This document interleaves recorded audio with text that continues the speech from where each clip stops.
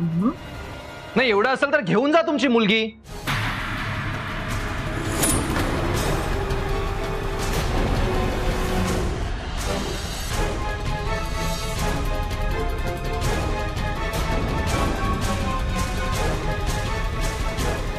काय?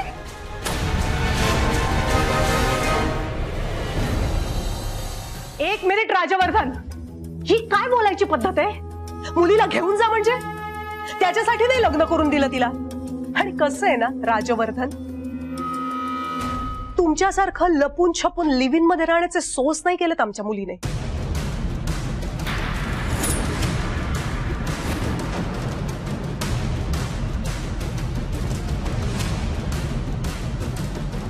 चार चौघात देवा ब्राह्मणांच्या साक्षीने लग्न झालंय तिचं. आणि काय ग बच्चा, हे सगळं ऐकवायला बोलवलंस मला इथे? बस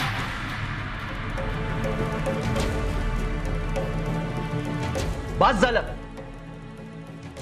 तुम्हाला असं वाटत असेल ना की आमच्या नात्याला एखादं लेबल द्यावं? जेव्हा आम्हाला तसं वाटेल तेव्हा आम्ही ते देऊ, तुम्ही नाही ठरवायचं. मुळात एखाद्या नात्याला वेळ द्यायचा असतो, ते नातं फुलल्यानंतर त्या नात्याला नाव द्यायचं असतं.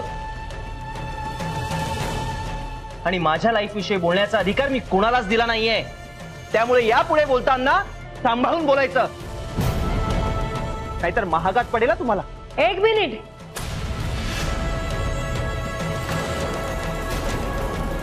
माझी मम्मा चुकीची असेल बरोबर असेल मला माहित नाही, पण माझ्या मम्माशी अशा आवाजात बोललेलं मला आवडणार नाही, कळलं? तुझी आई चुकीचं बोलतेय की बरोबर हा मुद्दाच नाहीये. ती असलं काहीतरी बोलतेच का? आणि कुठल्या अधिकाराने बोलते हा मुद्दा आहे. अहो बोलणारच ना. एकतर तुम्ही राखी बांधून घ्यायला नकार देताय, त्यात सर्व जगाने तुमच्या नात्यावरती बोट ठेवलं म्हटल्यावर तुम्ही इथे राहायला आलात. याचा अर्थ काय?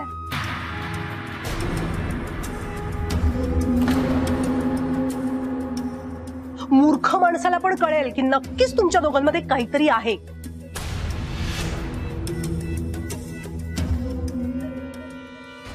तुम्हाला जर असं वाटत असेल ना तर तुमच्या आणि बोलणाऱ्यांच्या नाकावर टिचून मी पुन्हा त्या घरात राहीन, आणि तेही वैदेही आणि कावेरी सोबत.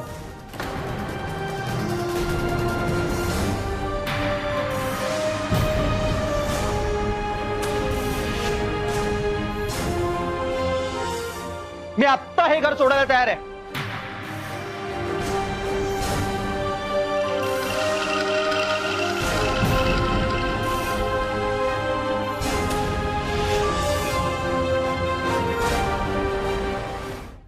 राज, तू काय बोलतोस? ह्या काहीतरी बोलतायत, पण तू का टोकाचा निर्णय घेतोयस? आई प्लीज प्लीज मला थांबवू नकोस.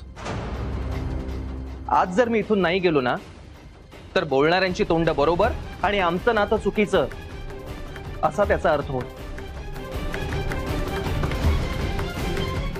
आणि ज्यांना माझ्या नात्यांची किंमत नाहीये अशा लोकांची तोंड बघत या घरात मी नाही राहू शकत.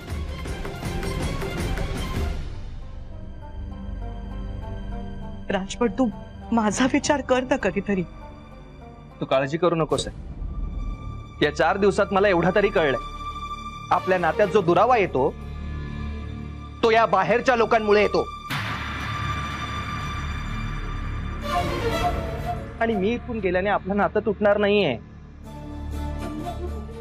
आणि राहिला प्रश्न मी घर सोडून जाण्याचा, तर तसाही मी जाणारच होतो.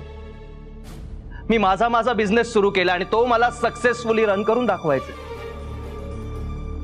आणि या लोकांनाही कळू दे की राजवर्धन मोहिते काय चीज आहे.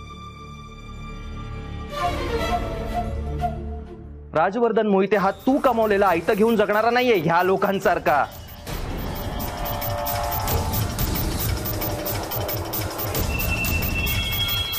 राज, आणि ज्या दिवशी तुला यांचं खरं रूप कळेल ना त्या दिवशी राजवर्धन मोहिते या घरात स्वतःहून परत ये. पण राज, तू राज, अरे ऐक. राज, अरे राज, कुठं चाललायस तू? राज,